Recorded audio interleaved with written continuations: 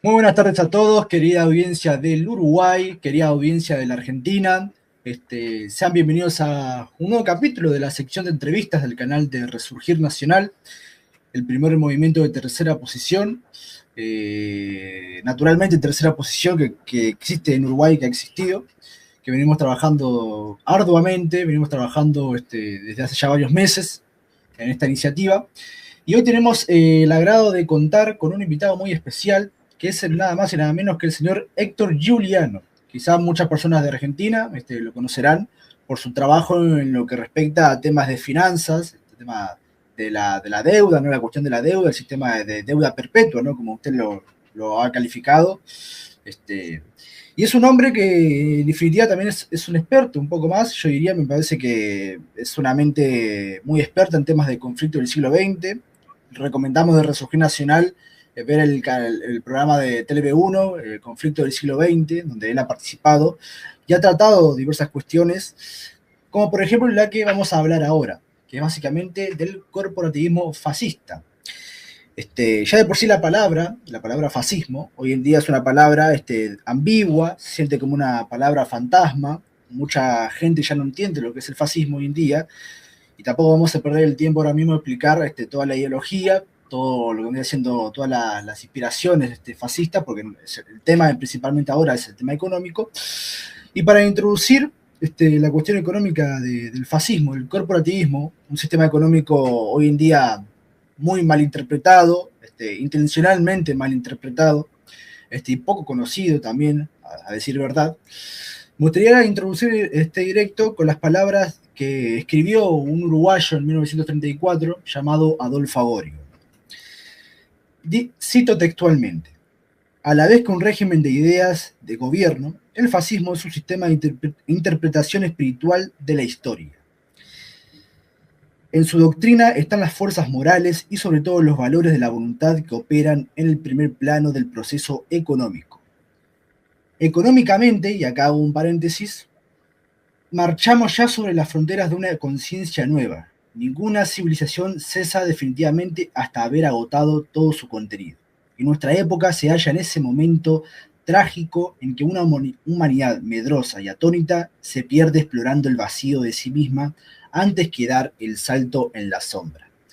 Adolfo Agorio, 1934, Roma y el Espíritu Occidente, que es un libro que subimos al canal de Telegram, que pueden leerlo sin problema, no es una obra muy extensa, quizás un poco con una comprensión de lectura un poco complicada, porque era un autor que jugaba mucho con las palabras, con los tecnicismos, pero es una obra sinceramente maravillosa, sinceramente con lo que respecta al fascismo, es una obra que vale la pena leer. Bueno, señor Juliano, si te gustaría, primero que nada, creo que estaría bueno para la audiencia del Uruguay, si te puedes dar a conocer un poco, presentarte a ti mismo en ese sentido. Bueno, ante todo, Juan Antonio, gracias por la invitación y la participación en tu programa. Sí, un breve autocurrículum, pero expresado en más que síntesis. Profesionalmente soy licenciado en administración. Ahora técnicamente sería un jubilado desocupado, porque estoy desocupado, pero soy un hombre libre, de tal manera que ahora me puedo dedicar a temas que durante mi vida tenía que compartir con mi vida profesional, ¿no? Estoy especializado en temas de geopolítica y también de economía y finanzas públicas. Más que nada finanzas públicas, que es también materia de mi profesión. Yo soy licenciado en administración. En la actividad privada he trabajado durante años en organización y sistemas y también en presupuesto. De allí que luego me incorporase y durante 14 años, primero part-time, después full-time, estuve trabajando como asesor en el Senado y bueno, en el Congreso, porque después estuve también en diputados, bajo distintos ámbitos, ¿no? Hasta que me jubilé, ¿no? Por eso decía que ahora soy un hombre libre, que puedo tratar de manejar mi tiempo. Y en particular me especialicé mucho en temas de finanzas públicas, presupuesto y específicamente en deuda. Tengo la recopilación de todos mis trabajos impresos en 10 volúmenes, 10 tomos del libro Problemática de la Deuda Pública, y me faltarían editar otros 3 que ya están. Pero por tu convocatoria, entiendo que el tema de hoy no es específicamente el de la deuda, ni tampoco el de geopolítica, sino un capítulo especial es relativo al desarrollo del fascismo italiano, ¿no? Y en particular del corporativismo fascista, que es un tema poco conocido y menos estudiado todavía, porque hay que tener presente lo siguiente: la historia de la Segunda Guerra Mundial ha sido sustraída a la historiografía. Corresponde hoy en día más a la idea del mito, de la demonización, etcétera, que al estudio verdaderamente objetivo de los hechos. Entonces, ¿qué ocurre? El fascismo, como un capítulo central de la Italia de preguerra y durante la guerra, cayó en esa desgraciada regla, es decir, la proscripción de carácter ideológico, ¿no? La discriminación, ¿no? Es decir, nosotros vivimos en lo que yo llamo la era del totalitarismo democrático. La democracia es tanto o más totalitaria con aquello que considera no democrático, casi, que aquellos otros sistemas, como el comunismo, el fascismo, el nazismo, tenían sobre el régimen democrático parlamentario. Pero en fin, no voy a entrar tanto en el tema político, institucional, porque si no creo que no van a dar los tiempos, sino en el aspecto económico, y dentro de eso de lo que yo llamo la solución corporativa, porque hay una característica importante. Mientras que el comunismo marxista implosionó, fracasó y reventó internamente, cumplió un ciclo de 70 años y fracasó. Explotó directamente porque no pudo dar resultados a largo plazo de sus proclamadas doctrinas y teorías, ¿no? Es lo mismo que está pasando ahora con el liberalismo predominante en el mundo, que en realidad es una mueca, es un disfraz, porque el liberalismo, la libre competencia, la oferta-demanda, etcétera, son cuestiones de teoría económica, pero no de la práctica, donde existe el monopolio, el oligopolio, las relaciones de fuerza. El caso que estamos viviendo ahora mismo, ¿no? El ataque de los Estados Unidos contra Venezuela para apropiarse de su petróleo. Una típica maniobra neocolonial, abierta, ¿no? Donde como agravante el país agresor, los Estados Unidos y su presidente Trump, lo declaran. Lo declaran, o sea, no es que estamos atribuyendo, no, esta es una intención colonialista, no, nosotros vamos a dirigir el país. Y además el petróleo de ustedes es nuestro, así que lo tenemos que administrar nosotros. Bueno, no me voy a extender en eso porque si no, no entro en materia, pero esta digresión vino a cuento de que voy a tratar de circunscribirme a los aspectos económicos del sistema fascista en Italia durante el ventenio de Mussolini.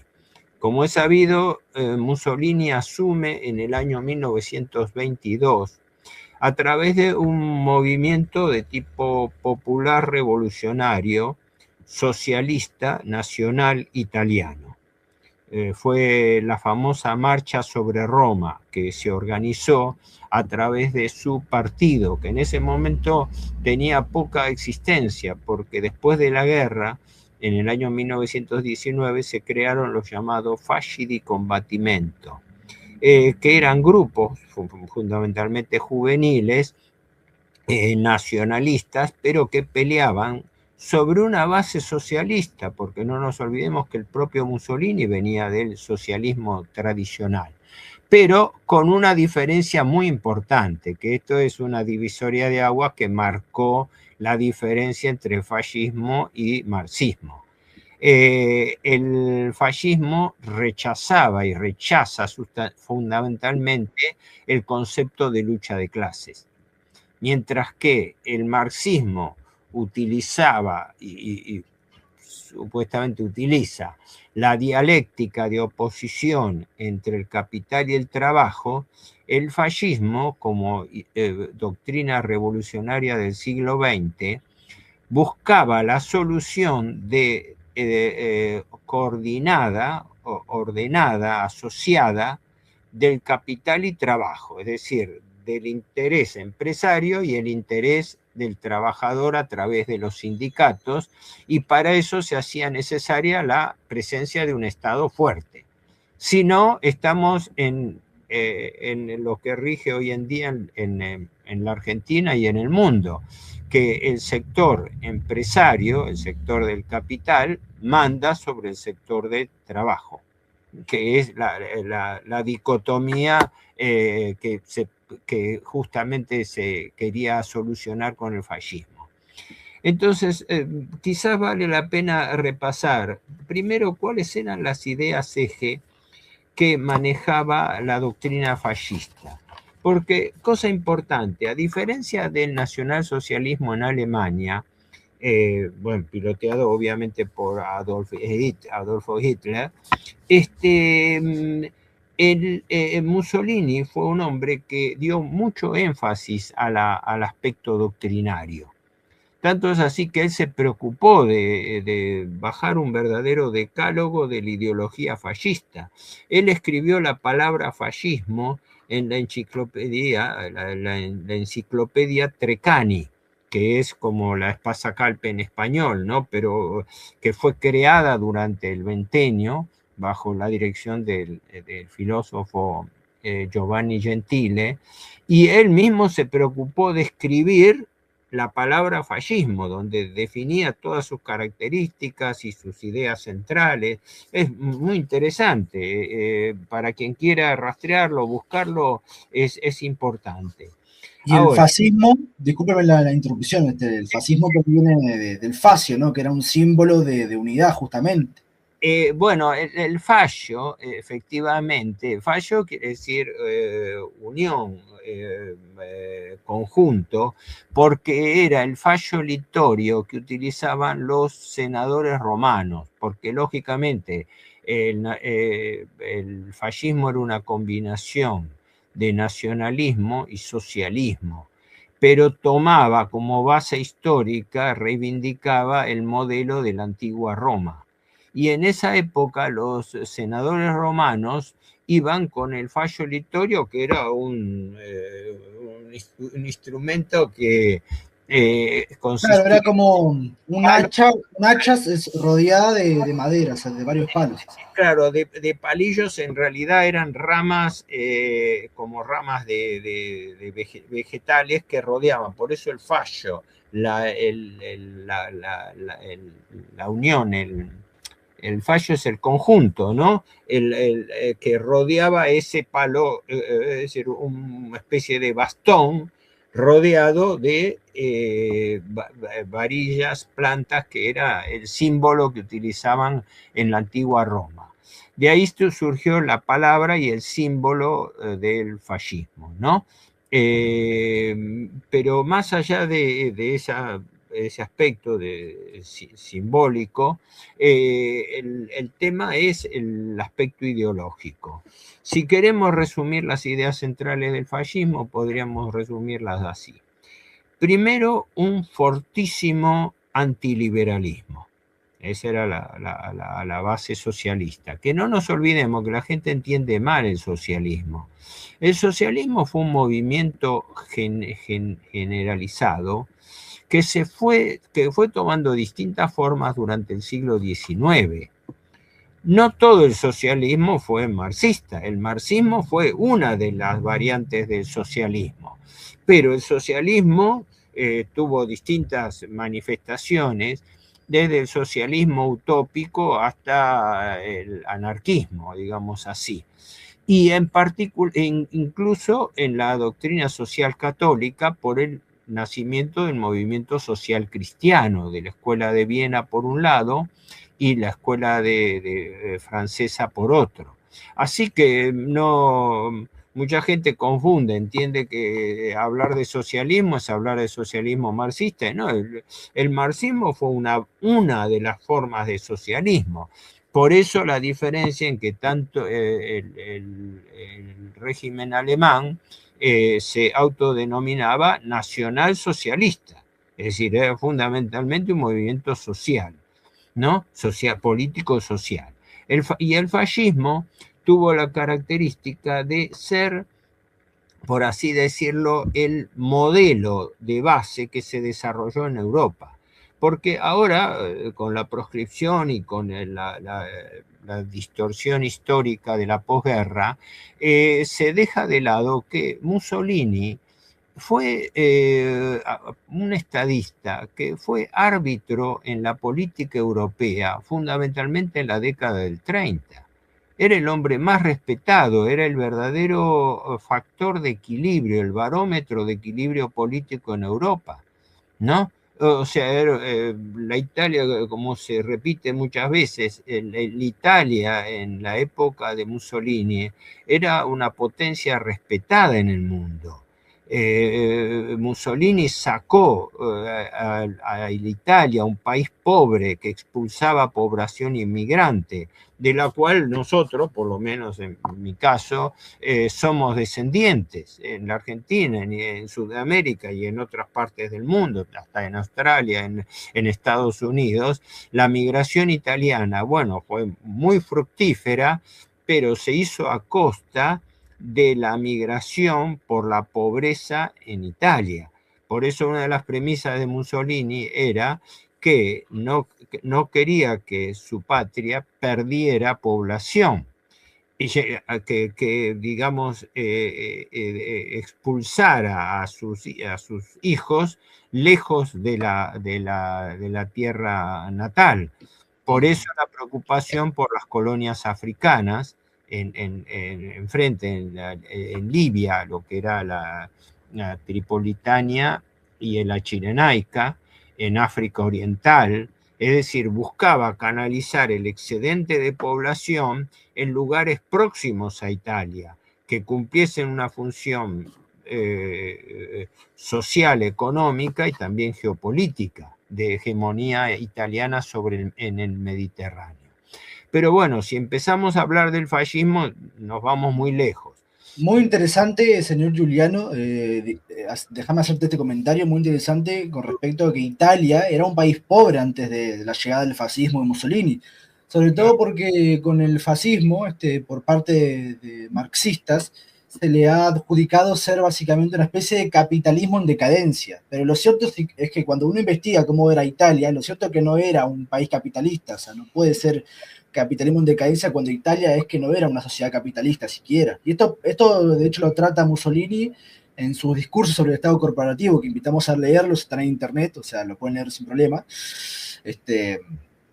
Sí, las fuentes principales, bueno, son, primero, de ese material se puede rescatar mucho. En su momento se editaron los discursos de Mussolini en, qué sé yo, 10, 15 o 20 volúmenes. Los discursos de Mussolini era un hombre que, aparte, era un buen orador, era un hombre ligado a las masas.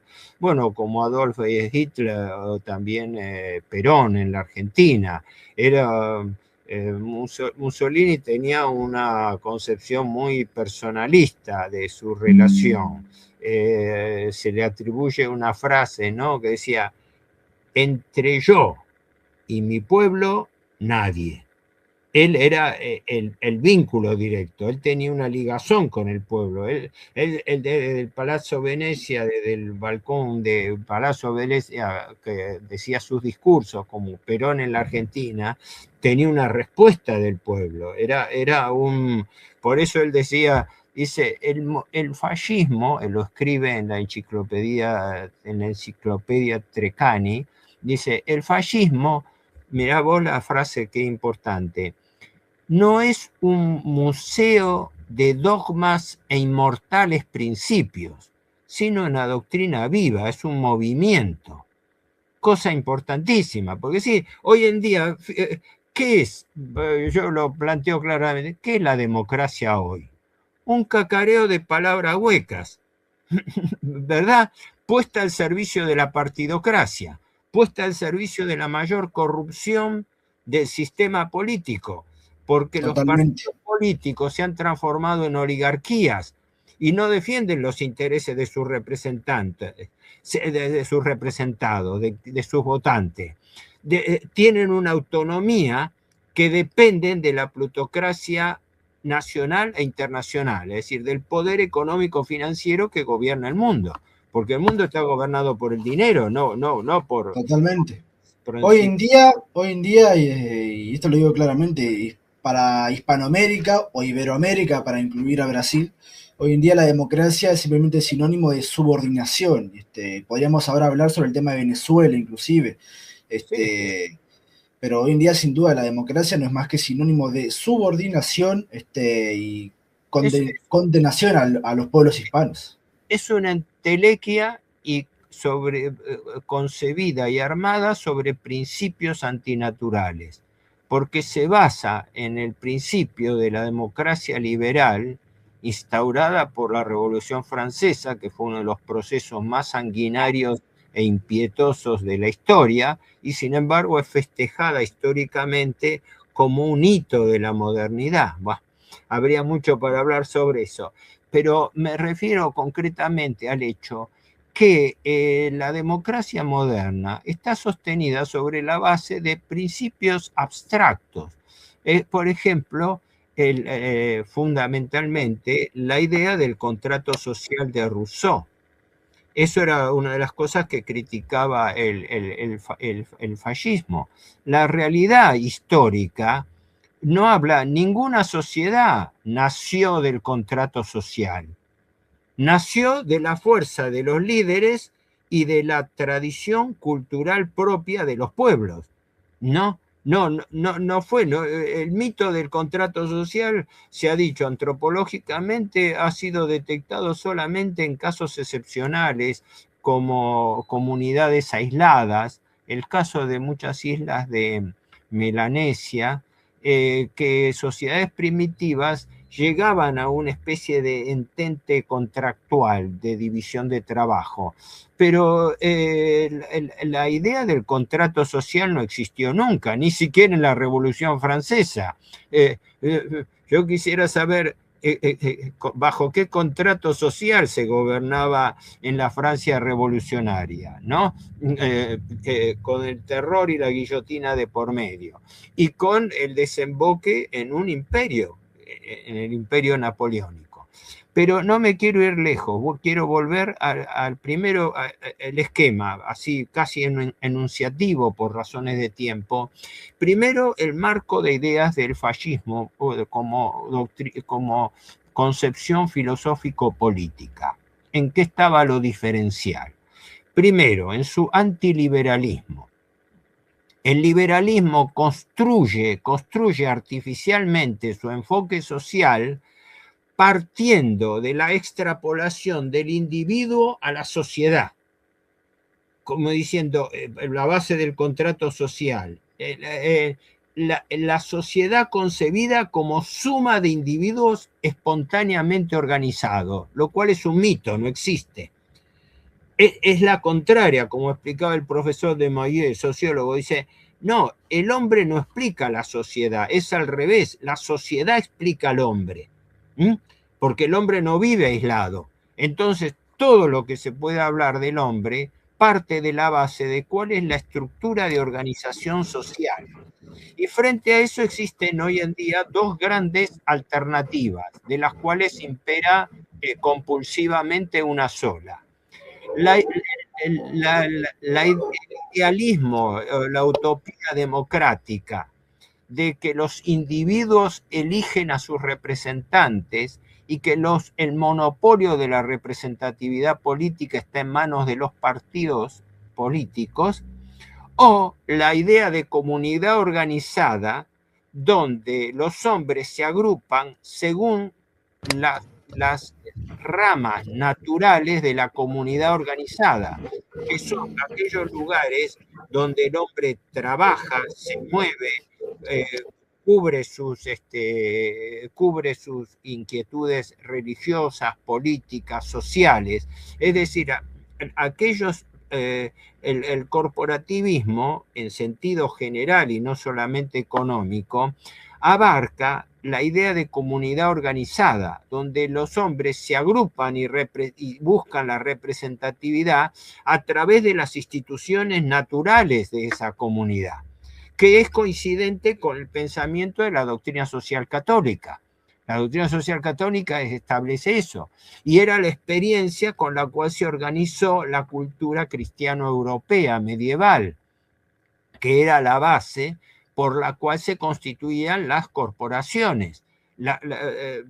¿Cuál es el vínculo de unión más directo del hombre con la sociedad? El ámbito donde trabaja. Entonces, de esa manera se creaba un ámbito donde la representatividad iba a la par de la actividad pública y diaria, de la forma de asociación con los hombres. Por eso, no me quiero ir lejos, vuelvo a las ideas centrales del fascismo en materia filosófico-política, que son, primero, su antiliberalismo, la crítica a la concepción liberal del mundo y de la vida, es decir, otra cosmovisión, la cosmovisión productiva, socialista, equitativa, frente al individualismo egoísta, que es la base del pensamiento liberal. La base del pensamiento liberal es el individuo, es el egoísmo individual, tal como lo planteaba Adam Smith. Y su antiparlamentarismo, porque cuando se produce el proceso de la marcha sobre Roma, en la cual toma el poder Mussolini porque el rey Vittorio Emanuele III le tiene que ofrecer, aunque no muy a gusto, ¿no? Le tiene que ofrecer el cargo de primer ministro, fue porque la partidocracia italiana había fracasado desde la época del primer ministro Giolitti y otros más. No, es decir, la democracia liberal y el sistema capitalista no le pudo dar respuesta a la crisis de la Italia de la primera posguerra.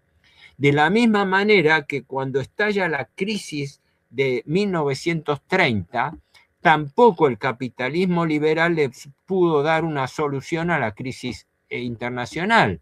Mientras que en Italia, gracias al sistema fascista, fue uno de los pocos países que pudo capear mejor la situación, porque claro, tenía otra estructura. Entonces, el golpe contra la estructura social y económica en Italia de la crisis del 30 fue más amortiguado, más atenuado por las ideas de corporativismo económico y también de autarquía económica, que era otro de los principios básicos del fascismo.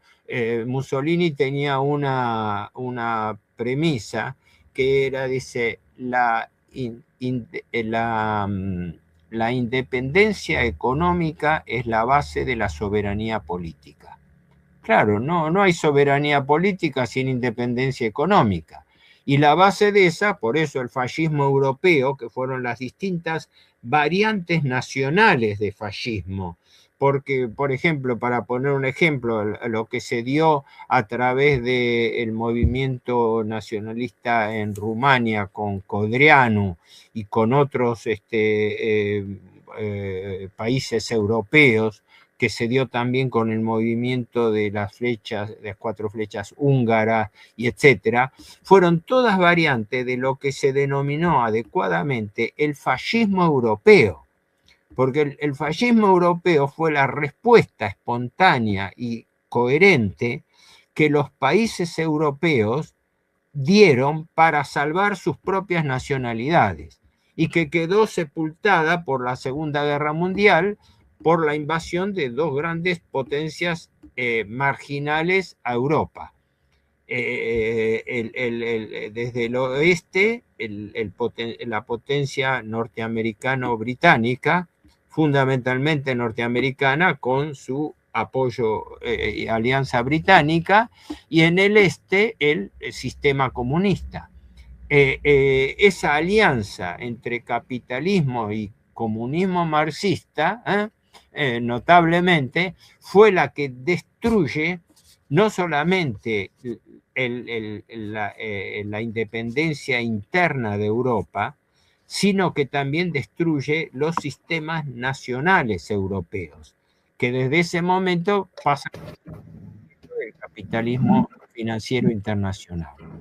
Pero me voy lejos, vuelvo para vos decirme cuando se lo... No, muy interesante con respecto a esto último que comenta, porque se puede decir que el final de la Segunda Guerra Mundial significó también el final de, por así decirlo, la era europea, donde inclusive Gran Es, Bretaña, Gran es, Bretaña con tal de aliarse con Estados Unidos, de cierta es, forma al final Estados Unidos termina por arrebatarle, porque bueno, al principio del siglo XX siguen compitiendo Gran Bretaña y Estados Unidos por la hegemonía del mundo, obviamente, pero ya con la Segunda Guerra Mundial Estados Unidos ya se coloca como la mayor potencia, por encima de Gran Bretaña inclusive. exacto, yo lo defino así. La Segunda Guerra Mundial marcó el comienzo del fin de la deseuropeización del mundo. Es decir, Europa había tenido un rol hegemónico en todo el mundo y lo pierde en la Segunda Guerra Mundial cuando la conspiración norteamericano-británica soviética establece un cerco contra las potencias centrales, no solamente para destruir Alemania, sino para invadir Europa. Fíjate vos que hace 75 años o más, ya casi 80 años, terminó la guerra y las tropas norteamericanas que invadieron Europa con el argumento de luchar contra el nazismo, todavía están allí. Y están ahí. Estados Unidos tiene 800 bases militares en el mundo, como las que está utilizando ahora para atacar a Venezuela y quitarle su independencia directamente y sus recursos, y Claro. consecuentemente ese proceso se dio a través de la Segunda Guerra. Pero Y los vuelvo... que, y déjame hacer un comentario, y los que se oponían a las bases, a la instalación de bases de Estados Unidos en sus países, acá por ejemplo los uruguayos conocerán a Luis Alberto Herrera, que se opuso directamente en Uruguay en aquel momento, en el siglo pasado, a las bases norteamericanas en Uruguay, lo tildaron de nazi, lo tiraron de fascista, todo para atacarlo, por simplemente oponerse y defender la soberanía de su país. Hoy en día, hoy en día, en aquel entonces, defender la soberanía, ser nacionalista en ese sentido, ya es un calvo de cultivo para ser autocalificado de nazi, aunque no tengas nada que ver con eso, o de fascista, es Además, realmente impresionante. además hay una aclaración que hacer muy importante. Se confunde fascismo con nazismo. También. En realidad fueron aliados políticos y tenían afinidades culturales, europeas, nacionales, sociales, etc. Pero la estructura del nacionalsocialismo fue distinta del fascismo italiano, ¿no? Fundamentalmente la mayor diferencia estaba primero en la concepción racial, étnica, ¿no? El fascismo no tenía un carácter étnico así de donde se daba primacía al rol político de la raza, como existía en cambio en el nazismo. No hubo un juicio de valor, simplemente identificó la diferencia de planteo, ¿no? Y la otra era también en el cuanto al carácter social, porque el carácter social del fascismo era más acentuado que el del nacionalsocialismo, que se desarrolló fuertemente apuntalado por grandes grupos industriales pesados, ¿no? Si bien existió un movimiento, el movimiento sindical, que era el Frente del Trabajo, no alemán, pero no era de tipo corporativo, mientras que el corporativismo, que fue el aspecto económico más destacado del fascismo, partía de la base de que, como fue constituido a fines de la década del 30, de que la Cámara de Representantes, lo que sería la Cámara de Diputados o Cámara Baja, se transformase en Cámara de las Corporaciones, donde la representación política, yo digo siempre que eso debiera existir en nuestro país, donde los sindicatos y las empresas no debieran hacer lobby externo e interno dentro del Congreso respectivo. No, tendrían que estar sentados en bancas discutiendo abiertamente sus intereses. Debieran constituirse en una cámara corporativa donde los problemas del trabajo y de la economía se discuten a través de los representantes de las instituciones naturales de la comunidad organizada, como son los sindicatos para los trabajadores, las cámaras empresarias para las empresas. Y ahí sí garantizando un transparente mecanismo electoral para hacerlo representativo y no hacer como desgraciadamente ocurre, por lo menos en la Argentina, pero creo que es una generalidad también, que también el sindicalismo está bastante distorsionado por tradicionales jefes que se perpetúan en el poder casi como tanto más como empresarios que como representantes de sus trabajadores, ¿no? Y por el lado empresario lo mismo, los grandes oligopolios formadores de precios que predominan sobre el resto de la actividad. Bueno, para eso la idea básica de Mussolini era el rol del Estado central, el Estado fuerte. Si no hay Estado fuerte, la nación no funciona, punto. La nación es un coto de caza. Es un coto de caza para el capital y los intereses extranjeros.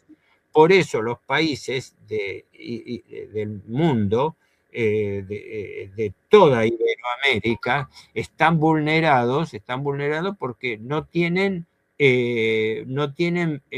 herramientas institucionales propias. Las herramientas institucionales están penetradas por poderes extranjeros. Totalmente.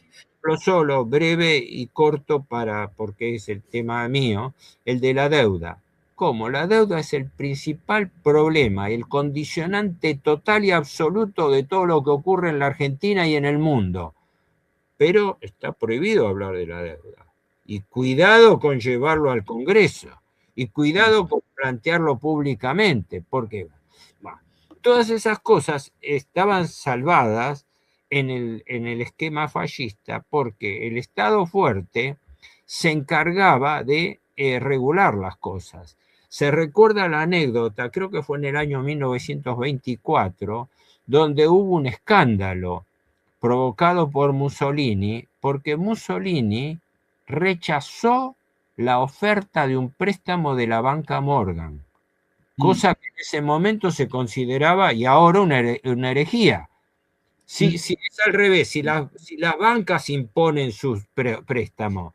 Entonces, la banca Morgan, como el mecanismo de drogadicción, de que le imponen a uno una cuota para que después se envicie con eso, y Mussolini rechazó un préstamo de la banca Morgan, que en ese momento fue un hecho inédito, y fue criticado universalmente, como diciendo, miren, un gobierno rechaza un préstamo de la banca más grande del mundo. No era la más grande siempre la banca Rothschild, ¿no?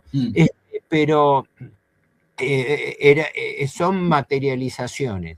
Por eso, de las ideas centrales del fascismo las resumo. El antiliberalismo, contra el mito liberal del individualismo como base de la organización social. El antiparlamentarismo, es decir, contra la partidocracia y representativa de los intereses sectoriales y nacionales. El antimarxismo por la lucha de clases, porque el marxismo introduce la idea corrosiva de la lucha de clases para enfrentar trabajadores con empresarios, mientras que el fascismo, al contrario, buscaba la síntesis y la coordinación entre sindicatos y empresas a través del sistema corporativo, recogiendo la vieja institución natural de la Edad Media de las corporaciones, donde en realidad la diferencia entre asalariados y empresarios tendía a disminuir. Por eso después se avanza más con el programa de Verona de 1943, cuando el fascismo es el primero que tira e instrumenta la idea de participación de los trabajadores en las ganancias de la empresa y en la dirección de las empresas. Proyecto que estuvo con el fascismo republicano en el año 1943, cuando se hace el primer gran congreso fascista en Verona, diciembre del 43, y se fija ese criterio. Pero eso fue ya el fascismo tardío de la guerra, donde ya el orden político no podía mantenerse porque Italia estaba dividida y en guerra civil. Pero durante el veintenio fascista, durante la década del 20, viene la época de la reforma. Normalmente se habla de dos grandes periodos del fascismo. El fascismo del consenso, que fue la década del 20, y el fascismo del imperio, que fue el de la década del 30, donde Italia empieza a expandirse. Se expande y fundamentalmente en sus colonias, con la lucha en Abisinia, en lo que ahora es Etiopía, ¿no? Y consolida su presencia en el norte de África e interviene militarmente en la Guerra Civil Española y consolida su poder en la Dalmacia, reivindicado en los territorios que había perdido en la Primera Guerra Mundial. Entonces, al fascismo del consenso, donde se produce todo un proceso de leyes políticas y económicas y sociales revolucionarias, fundamentalmente sobre la base del nacionalismo, lo que se llamaba nacionalismo integral y organicista. Organicista porque tomaba como modelo de referencia la comunidad organizada naturalmente sobre la base de un sistema corporativo, es decir, un sistema representativo. De allí surgen las convenciones paritarias entre representación de los sindicatos y las cámaras, supervisadas por el Estado, porque alguien tenía que poner orden, si no era una lucha desigual, era la lucha. Entonces, el Estado árbitro, el Estado fuerte, es condición indispensable para el orden social. No existe orden social sin Estado. Por eso nosotros en la Argentina tenemos un presidente que se autocalifica de anarcoliberal, que es una forma hipócrita de favorecer. Es en definitiva un círculo cuadrado, ¿no? Es un sinsentido, que un presidente de un Estado se declare esa. La antigua frase del francés, del socialista francés Jules Guesde, es la teoría de la zorra libre en el gallinero libre. Somos todos iguales, las gallinas y los zorros pueden convivir. Hay un detalle, ¿no? Los zorros se comen a las gallinas, pero todos somos iguales, bueno, para decirlo de alguna manera gráfica. Estas ideas eje del fascismo son importantes porque hay que tener presente algo, y que yo creo que aunque nadie lo dice, es el verdadero fantasma que se ha neutralizado, pero que quizás en algún momento cobre vida, resucite. El fascismo, como el nacionalsocialismo en Alemania, no murieron de forma natural. No fracasaron como fracasó el marxismo en la Unión Soviética, y no fracasaron como fracasó el liberalismo en el mundo occidental, que se mantiene burlando sus propios principios, ¿verdad? ¿Dónde está el principio de la oferta y la demanda y la libre competencia en el mercado mundial? Es para matarse de risa, ¿verdad? Totalmente. Si que estamos en un libre mercado, está viviendo en otro mundo. El libre mercado no existe. Existe la competencia oligopólica entre los grandes grupos de poder.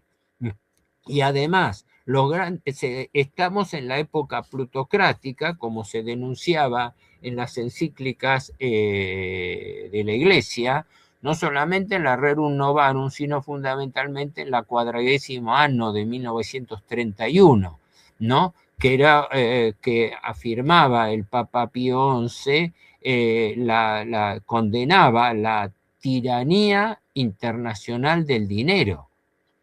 La dictadura internacional del dinero, como encíclica, como parte de la doctrina social de la Iglesia.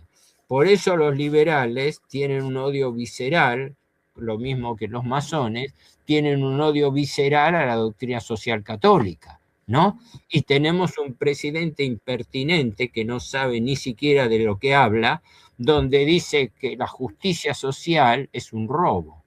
Bueno, él se declara anarcoliberal y declara que la justicia social es un robo. No sabe lo que es la justicia social, pero por las dudas, siguiendo a sus mandantes, de los cuales son los que lo pusieron ahí para hacer sus intereses, para trabajar en función de sus intereses, lo hace.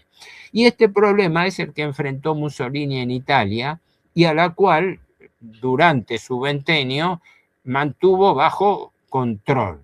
Un control que no pudo ser absoluto, porque no nos olvidemos que Mussolini no tenía un poder absoluto en Italia, porque él era primer ministro de una monarquía, y la monarquía de los Saboya y la nobleza, la mayoría de la nobleza italiana y los sectores liberales y masónicos en Italia tenían un poder muy grande y establecían una resistencia interna.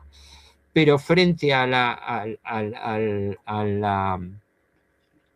digamos, a la fuerza, a la personalidad y la influencia política determinante de Mussolini, no podían hacer nada porque el pueblo estaba con Mussolini, ¿no? Acá, por ejemplo, un comentario con respecto a, por ejemplo, el tema del catolicismo Italia. Esto lo comenta Alberto Escudra Medrano, ¿no? En su libro, quizás algunos lo conocen, Nacionalismo y Catolicismo, con respecto a Mussolini.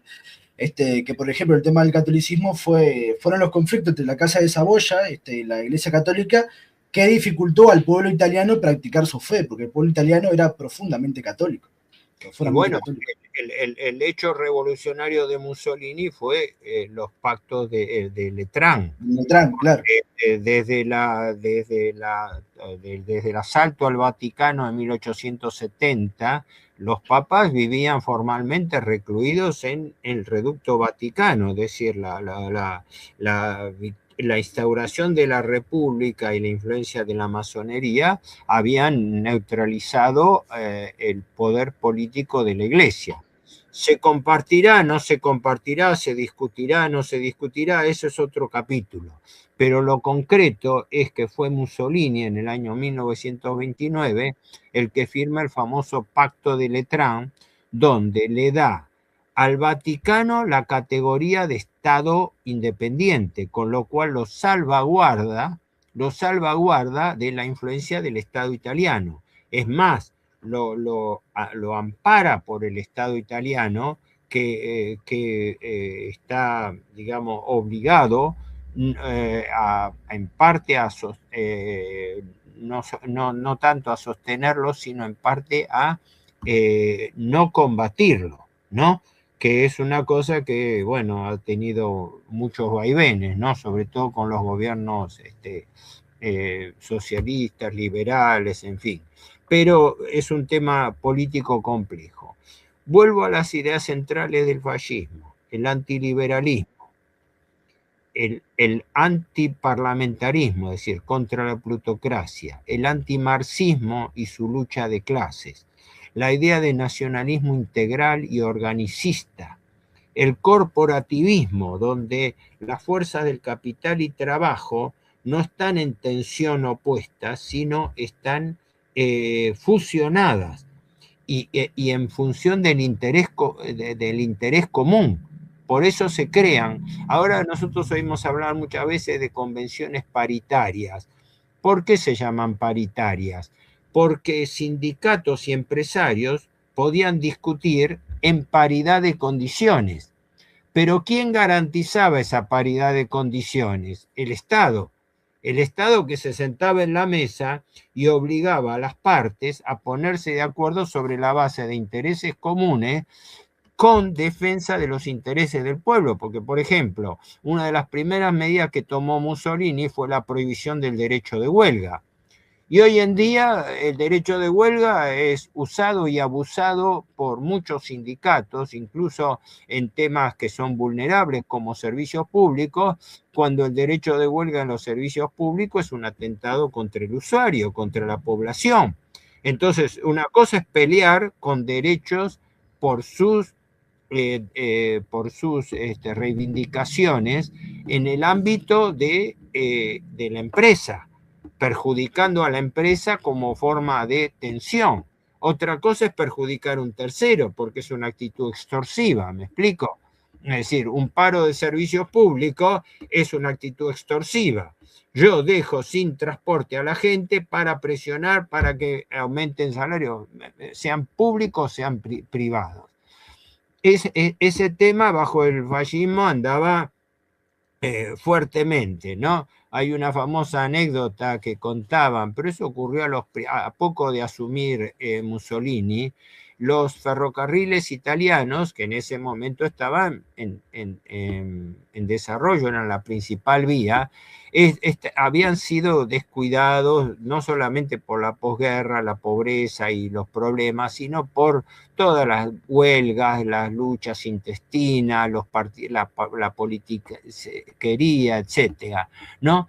Y hubo una famosa reunión que no sé si fue en Milán o en donde Mussolini convocó a unos 10.000 operarios de locomotoras, ¿no?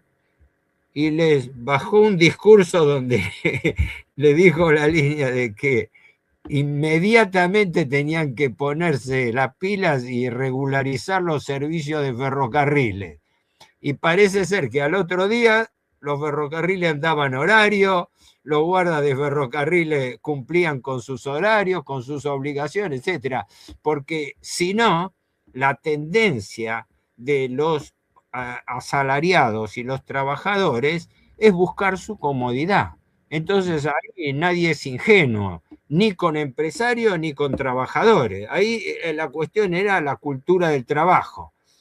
La disciplina, claro. De hecho, en su discurso sobre el Estado corporativo, Mussolini usa mucho el concepto de economía disciplinada.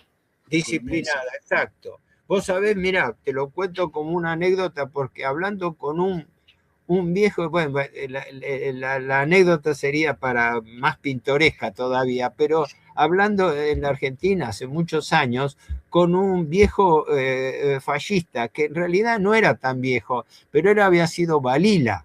Balila eran los scouts, los chicos, ¿no? Este hombre pobre se notaba que era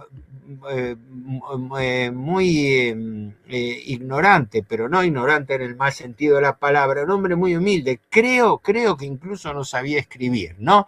Y además estaba en dialecto, tenía problemas, era del sur, no sé si era napolitano o era calabrés, lo que, bueno.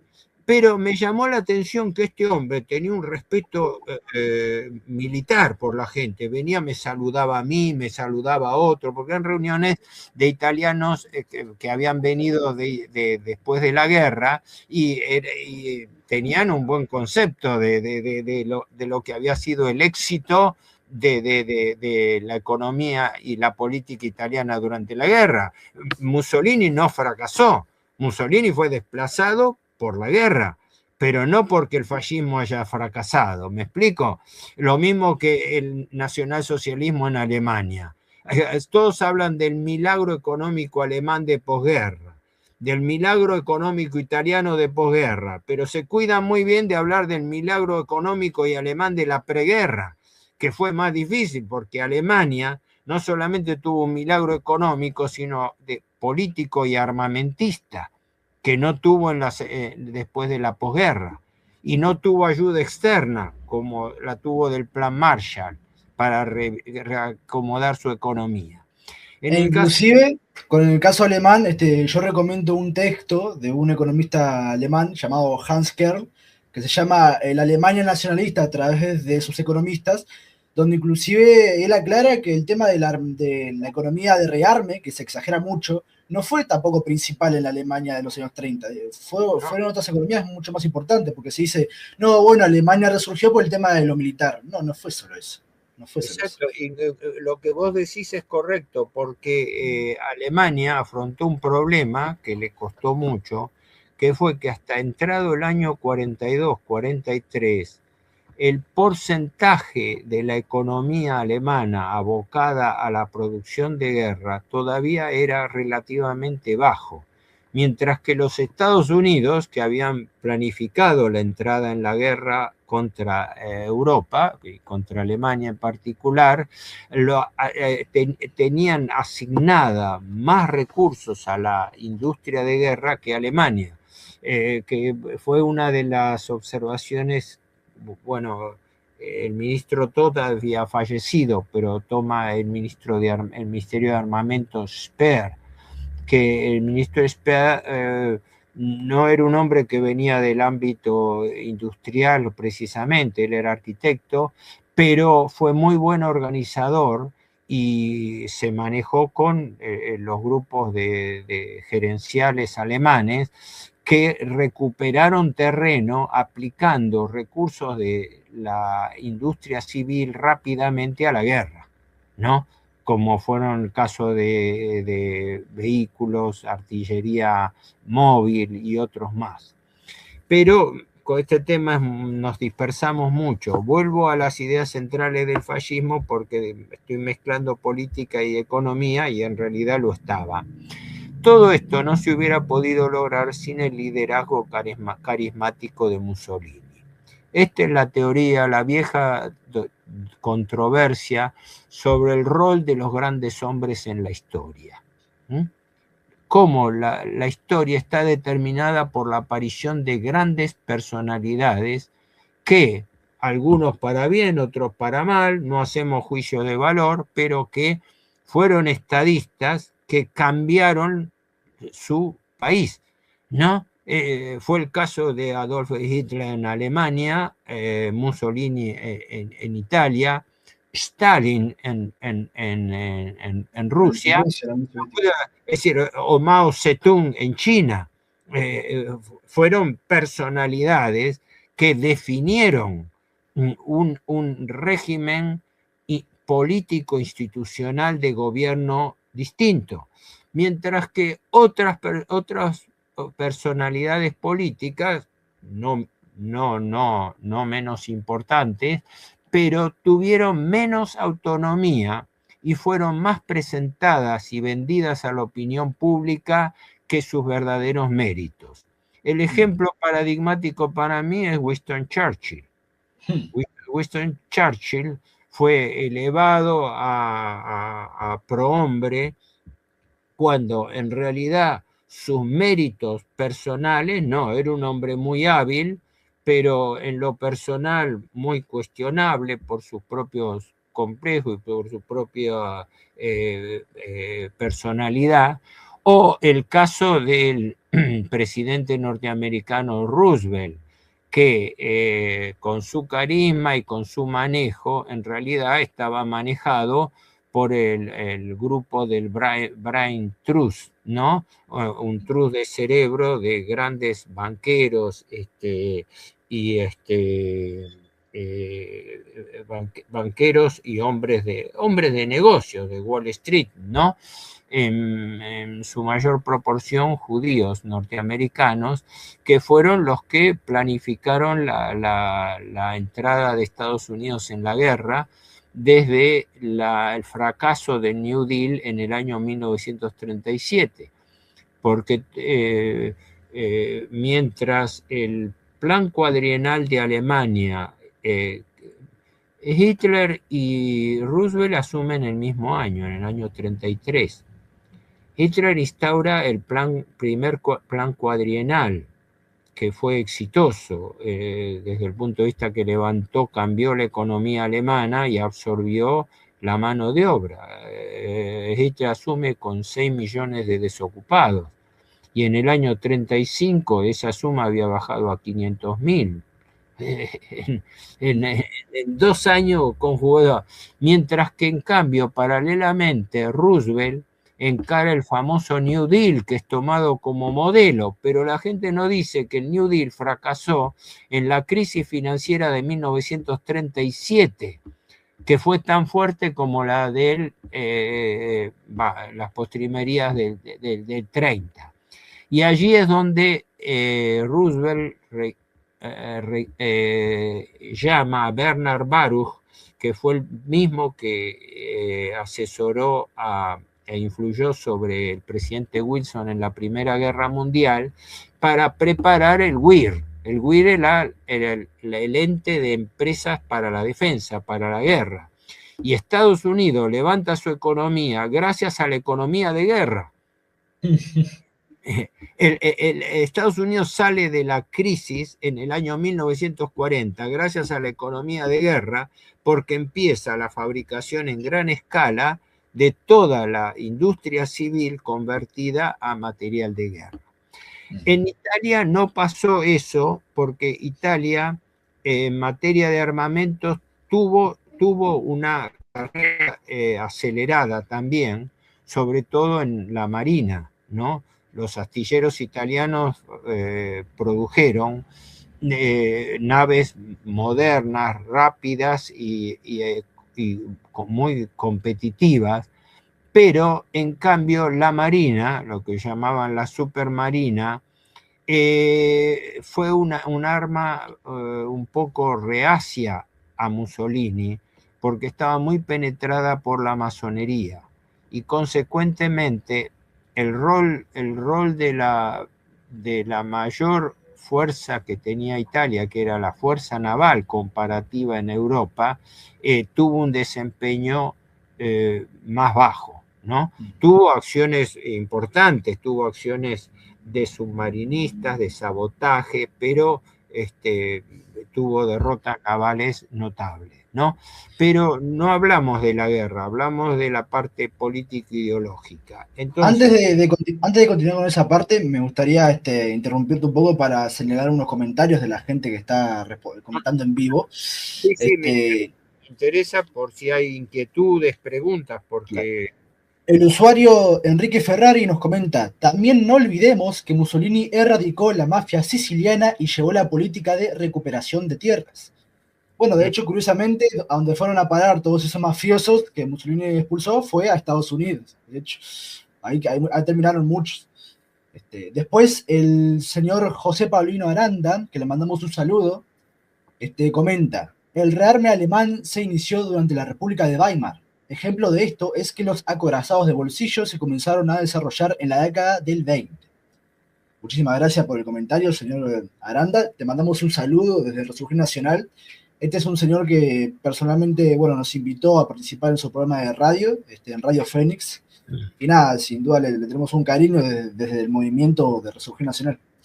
Y el último comentario, que es una pregunta del usuario Silvio Viera, que dice: si no hablo de esto, pregúntale qué piensa de la emisión de moneda basada en el patrón trabajo y si Mussolini la llegó a aplicar. Esa sería una pregunta. Bueno, primero voy a tratar de simplificar porque cada una de estas cosas es muy jugosa. La pregunta de la mafia es una pregunta clave, porque la mafia fue neutralizada por Mussolini. En la época de Mussolini, él convocó a un famoso policía, jefe de policía, el prefecto Cesare Mori, que lo definían como un fedele servitore dello Stato, un fiel servidor del Estado. Era alguien que cuando era jefe de policía de Milán había reprimido a los fasci de combattimento. Porque las órdenes de él era que los fascistas en ese momento, en 1919, se estaban desmarcando. Pero cuando asume, que muchos pensaron que lo iba a radiar Mussolini, al revés, Mussolini lo convoca, siendo que este tipo no había sido fascista, y lo manda a poner orden contra la mafia en Sicilia. y fue la única época en que la mafia quedó neutralizada, ¿no? Sería muy interesante hablar de cómo Cesare Mori neutralizó la mafia.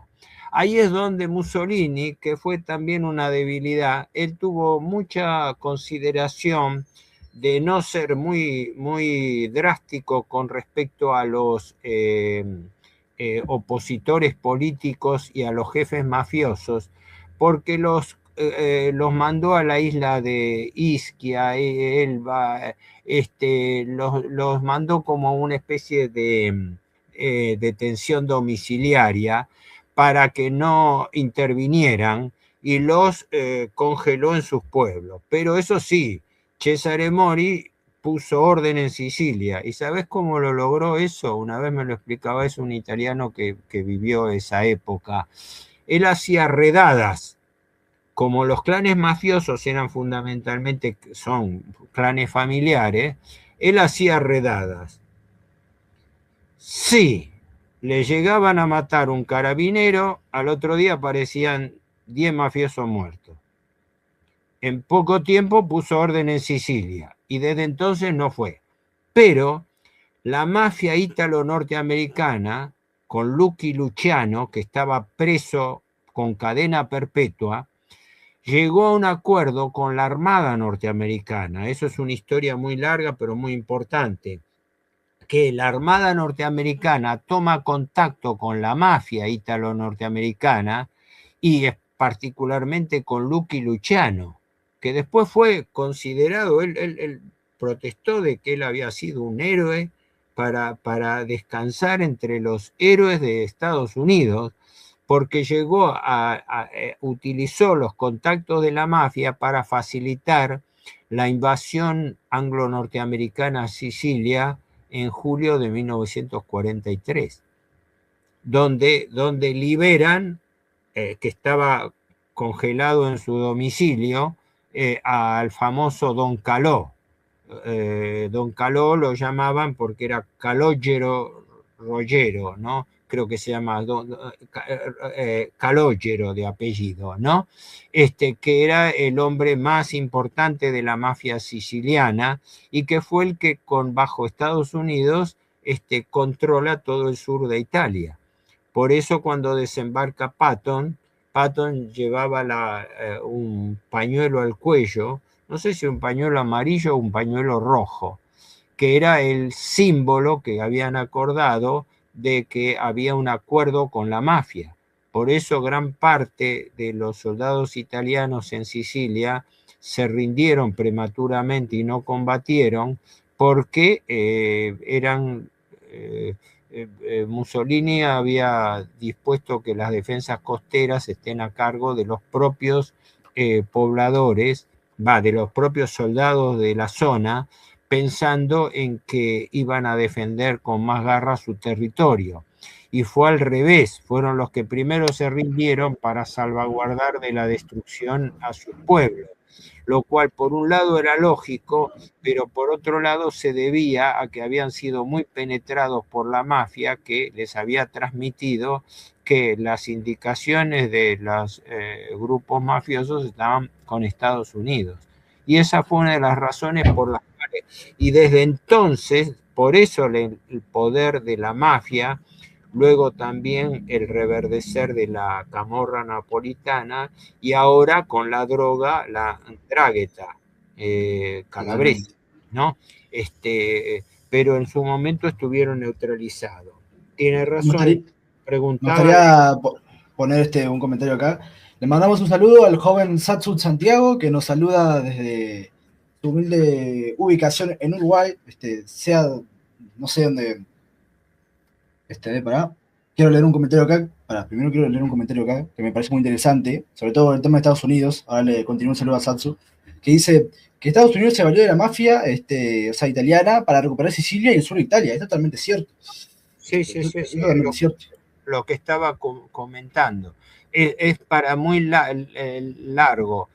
Quiero contestar en parte la pregunta del señor Aranda, que le atribuyo los saludos. Efectivamente, el rearme en realidad solapadamente, pese al ejército de Weimar, como sabemos,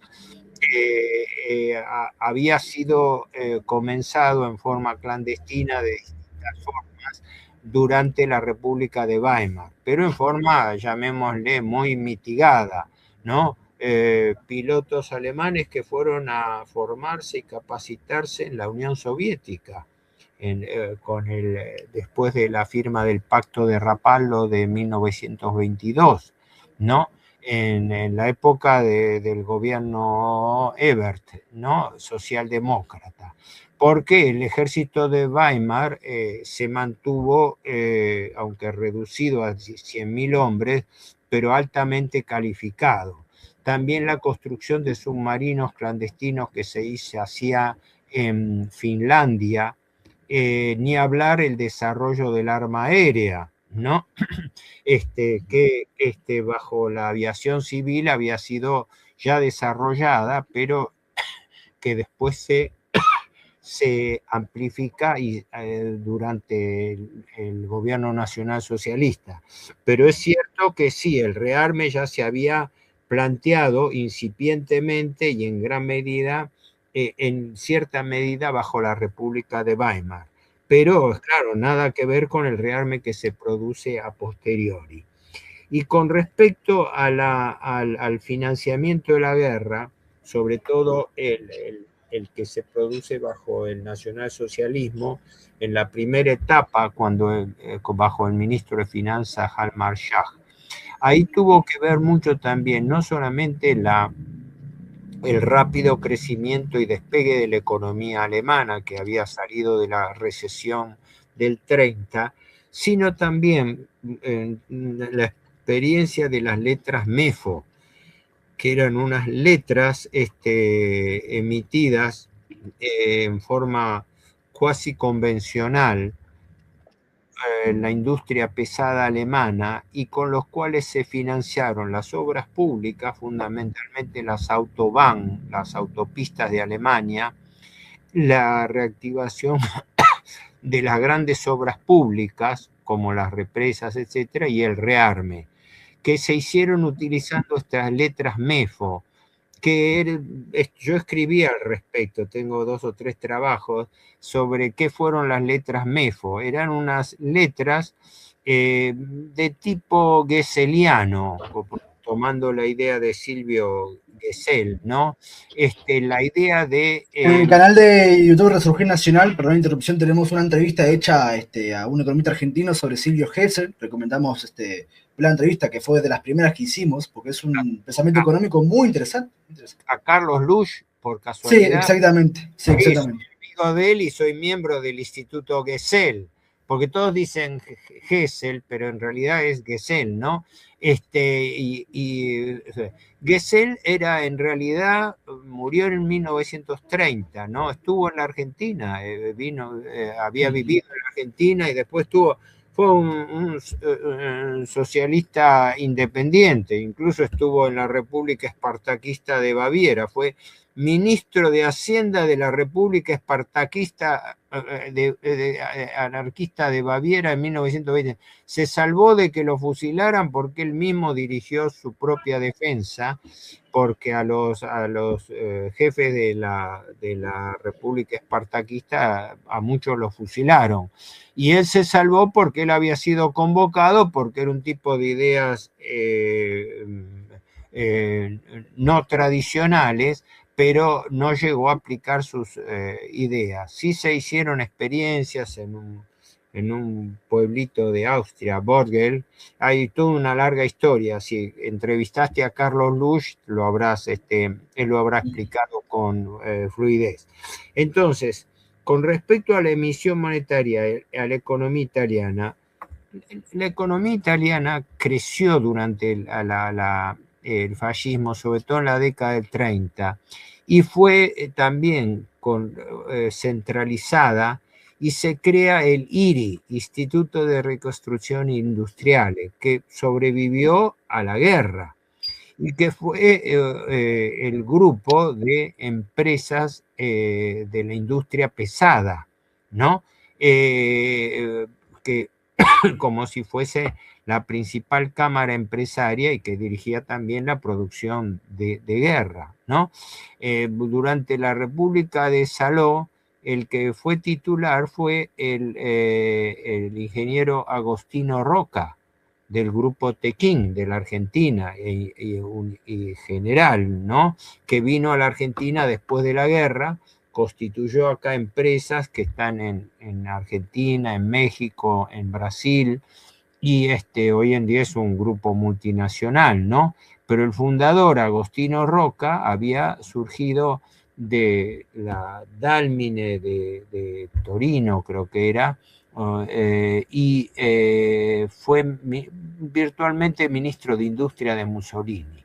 Pero concretamente el desarrollo económico de Italia logrado por el gobierno fascista hizo que Italia, que era un país pobre, un país segmentado, con una clase aristocrática noble, de nobleza que venía, como sabemos, de una larga historia de ciudades-estados con dinastías muy discutibles, algunas de ellas sangrientas e incluso mezcladas con la influencia del papado, etcétera, pero fueron suplantadas por el nuevo régimen fascista, que tenía una idea autodefinida como totalitaria, ¿no? La famosa frase de Mussolini: todo dentro del Estado, todo en el Estado, nada fuera del Estado. Es decir, la concepción monista, la concepción unificatoria de que todos los intereses nacionales estaban representados en el Estado, que el Estado era el representante viviente del interés nacional. Y esa concepción era la concepción sobre base de autonomía política y autarquía económica, ¿no? Eso dio lugar al fortalecimiento de las Fuerzas Armadas italianas, dio también a todo un movimiento fuertemente antirracionalista, tradicionalista. Se estimuló el trabajo, se estimuló el crecimiento de la población, que la población italiana, que ya tenía un índice de natalidad alta, fue estimulada para que crezca la población italiana y pudiese ocupar espacios y aumentar la productividad nacional, y la inmigración hacia África y otros países cercanos, mientras que notablemente hoy justamente se lleva a la política contraria de despoblamiento, reduciendo el índice de natalidad. En fin, digamos, la panoplia, el decálogo de ideas filosófico, político y económico del fascismo fue un planteo concretamente diferenciado, y tuvo como documento eje un documento muy importante que fue la Carta del Laboro de 1927, la Carta del Trabajo, ¿no? Donde se desarrollaron en la mayoría del derecho laboral moderno, ¿no? Incluso, cosa que no se dice, hasta el New Deal de Roosevelt en Estados Unidos adoptó criterios modernos que se aplicaron por primera vez en Italia a través de la Carta del Laboro, donde se establecieron principios como el trabajo como deber social, la empresa como deber de función nacional, la prohibición de huelgas de trabajadores y lockout patronales, y el Estado como árbitro de los conflictos sociales y laborales. El corporativismo fascista también superaba en eso al liberalismo capitalista y al socialismo marxista, bajo la autoridad del Estado desde ya, porque se suprimió el concepto de lucha de clases por el de armonía de clases a través del trabajo corporativo.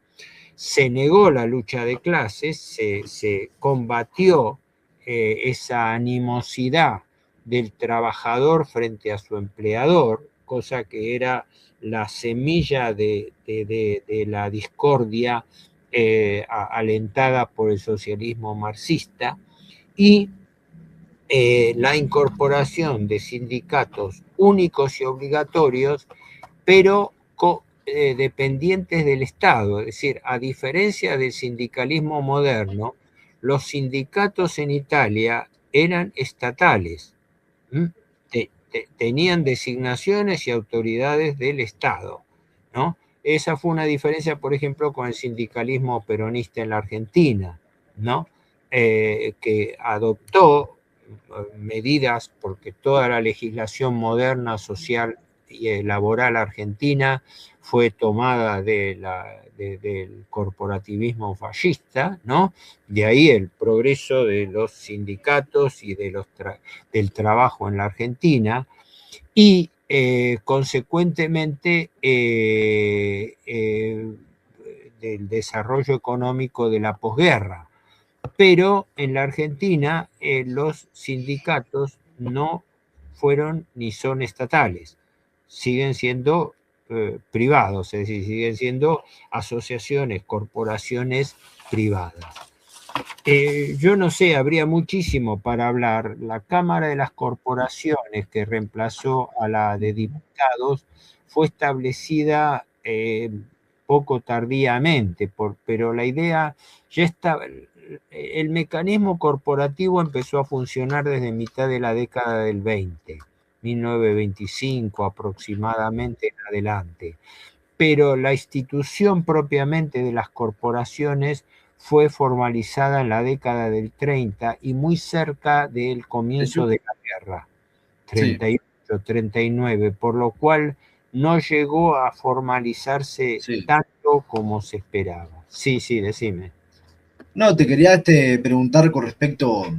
Esto quizás podría ser quizás una pregunta para tipo cierre, ¿no? Si mejor lo dejo más para adelante porque me gustaría seguir que usted siguiera comentando sobre esta cuestión del corporativismo.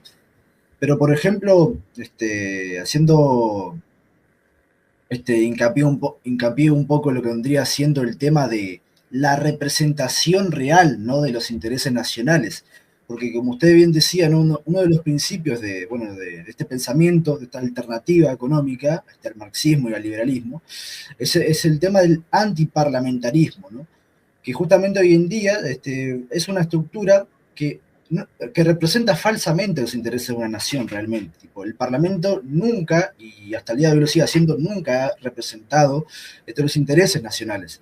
Acá en Uruguay hubo propuestas de carácter corporativo, y esto lo hablaba con un compañero, Bruno Acosta Pastore, sobre todo viniendo de sectores del ruralismo, justamente de individuos provenientes de sectores rurales, agrarios, que justamente miraban en el Estado acá en Uruguay de carácter muy vallista, que son un poco más regional, quizás algunos argentinos no conocerán lo que es el vallismo, que justamente criticaban, pero que en definitiva el vallismo es básicamente liberalismo en Uruguay, en ese sentido, liberalismo viejo, que criticaban un poco lo que vendría siendo la carencia de representatividad, de participación de los verdaderos productores de la economía, que Mussolini hacía hincapié justamente en sus discursos sobre el Estado corporativo, de que los trabajadores debían acercarse más a conocer sobre los fenómenos de la producción, porque ellos justamente formaban parte de este proceso. Hoy en día vemos como los trabajadores no son más que simplemente productos descartables, eso es así, tipo, hoy en día el trabajador no tiene una figura digna, no tiene, por así decirlo, dignidad. Hoy en día vivimos en una economía totalmente deshumanizante, al fin y al cabo, ¿no?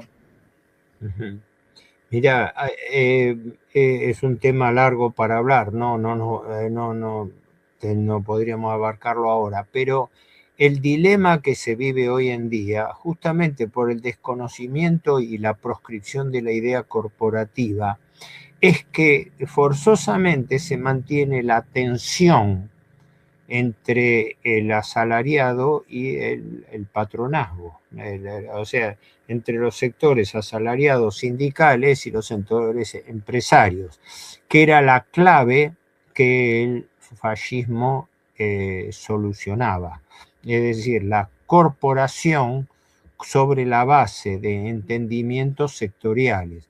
Por eso la Cámara de Corporaciones tenía 22 secciones o cámaras, digamos así, asociadas entre cámaras empresarias y sindicales del mismo sector, que daba solución y daba respuesta a ese problema. Vos date cuenta que es el día de hoy en que ese problema no ha quedado solucionado.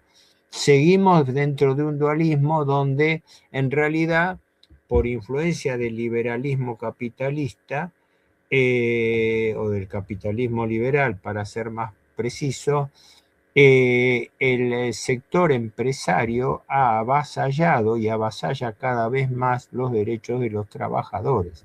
Es decir, la capacidad de negociación sindical con el progreso científico, tecnológico y con el poder económico financiero, pero fundamentalmente dinerario financiero, hace que el sector empresariado esté en condiciones de mayor fortaleza de negociación frente a los trabajadores. Y el Estado no interviene porque el Estado arbitra como, en última instancia, dentro de convenciones paritarias. Hay una fortísima distorsión de eso. El fascismo incluso avanzó más porque después, durante la guerra, cuando se produce la guerra civil italiana entre el sur y el norte, ¿se escucha o se cortó? No, no sé, se escucha bien entre la guerra entre el sur y el norte, mencionaba. No, porque me desapareció de la imagen, perdón. Cuando se produce la división y guerra civil italiana durante la guerra, donde el sur estaba ocupado por los anglo-norteamericanos y el norte por los alemanes, donde se constituye la República Social Italiana de Mussolini, cuando Mussolini es defenestrado en el año 43, y durante los 2 años siguientes, hasta su muerte, hasta su asesinato, se reúne en diciembre, te había comentado, el Congreso de Verona, en diciembre del 43, y el manifiesto de Verona es un salto cualitativo sobre la Carta del Laboro de 1927, donde se establecen conceptos que hoy en día están arraigados y todavía en curso de implementación, como es la participación de los operarios o los trabajadores en las ganancias,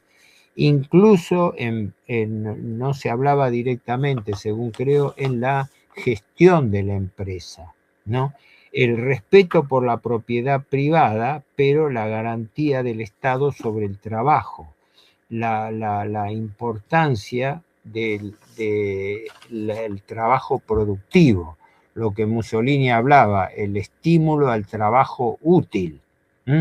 Hoy en día, cuando miramos la economía actual, nos encontramos que la mayoría de los recursos están puestos en el sector financiero, que es el que manda con creces en la economía sobre el sector financiero, manda sobre la economía productiva, ¿no? Y además sobre toda la industria de servicios inútil, más allá de que sean muy placenteras o no, ¿no?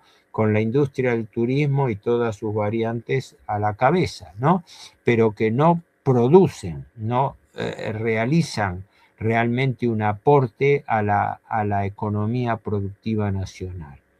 No sé, concluyendo esto, porque no sé si ya estamos fuera de tiempo. Ya estamos a la hora y casi 30 minutos, la verdad, hablamos bastante en un buen tiempo. Sí, yo pido disculpas porque no pude mantener un orden muy consistente a todas estas cosas, pues son tantas las cosas a decir y los materiales. No, sí, por supuesto. Por eso no hay problema, aparte la gente Y Si está no interesada verdaderamente, si la gente está interesada verdaderamente, puede seguir buscando información en internet, entrar la... al canal de Telegram de Resurgir Nacional, que ahí subimos libros sobre el corporativismo, y bueno, investigar.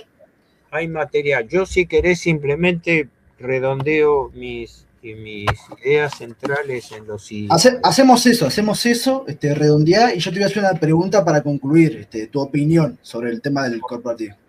O como, bueno, justamente el redondeo es mi opinión sobre el corporativismo. Primero, yo soy una persona ganada a la idea del corporativismo como solución económica, pero un corporativismo del siglo XXI que tiene que ser obviamente reformulado, adaptado a las condiciones económico-financieras de nuestro tiempo.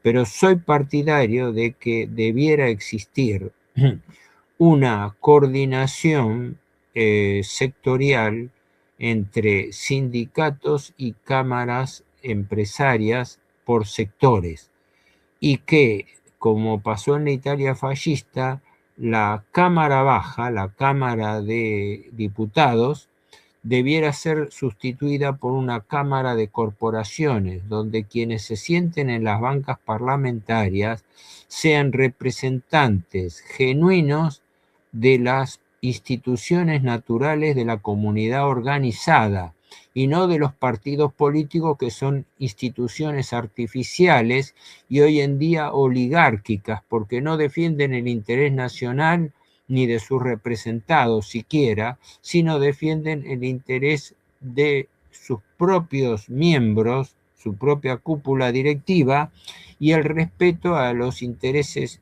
financieros y económicos que los manejan, es decir, la plutocracia sobre la partidocracia, ¿no? Entonces, esa debiera ser la solución. Creo que estamos muy lejos de lograrla, pero que sería la adaptación del fascismo corporativo al siglo XXI. Una idea que hoy en día está proscripta ideológica y dogmáticamente, porque el totalitarismo democrático ha avasallado las verdaderas libertades del hombre y estamos manejándonos con una sociedad con valores absurdos, ¿no?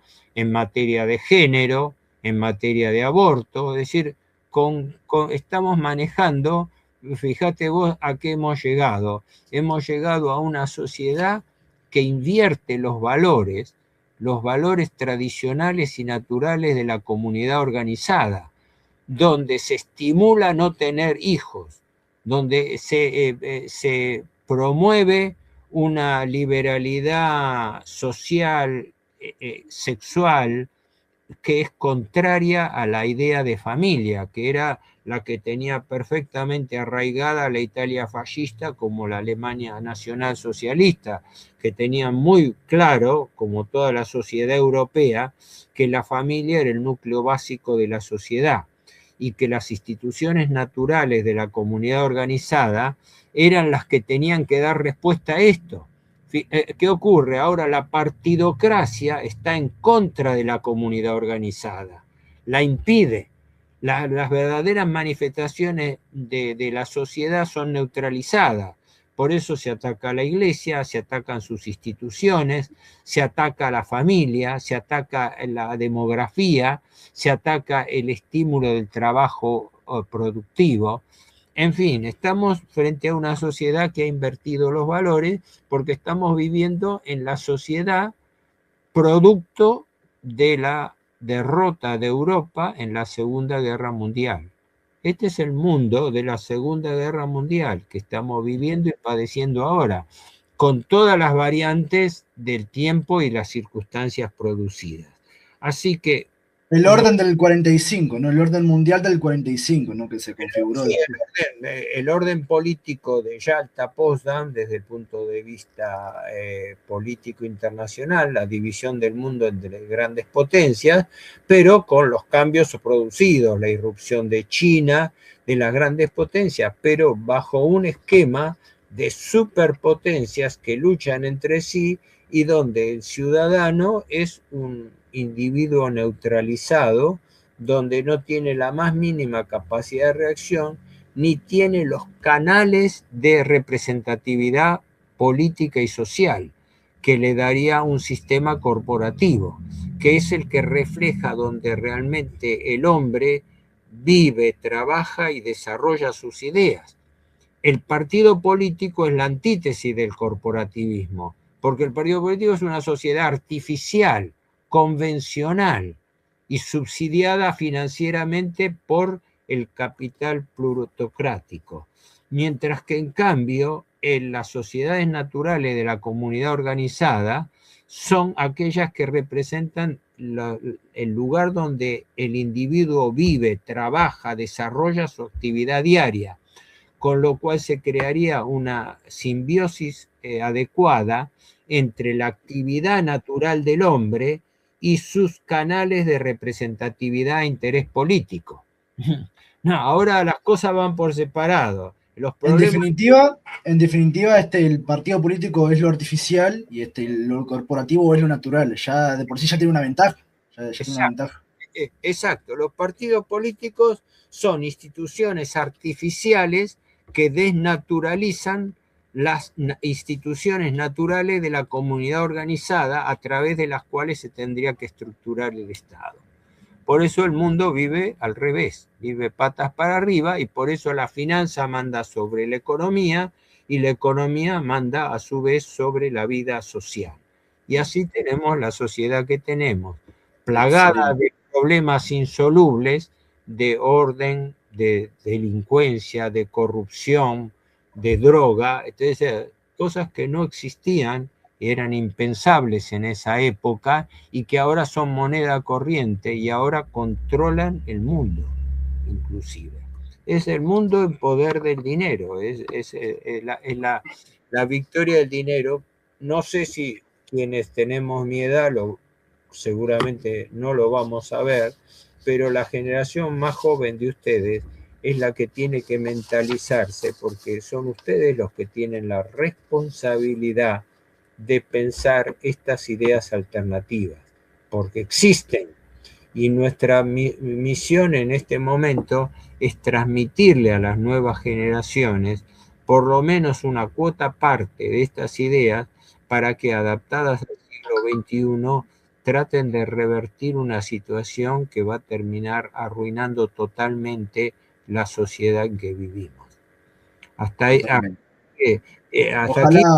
la cuota parte que la idea corporativa reviste dentro de todo esto, pero es un universo mucho mayor.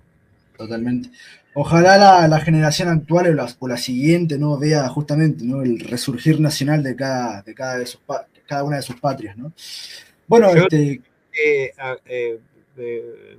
agradezco la oportunidad de haber hablado, espero haber sido útil, espero haber transmitido cosas interesantes que por ahí muchos desconocían o no la tenían claro, y exhortarlos a que quienes se interesen en estos temas los profundicen, los analicen en forma crítica, porque si no se produce este replanteo en la concepción de las cosas, nuestro camino de servidumbre está sellado, ¿no?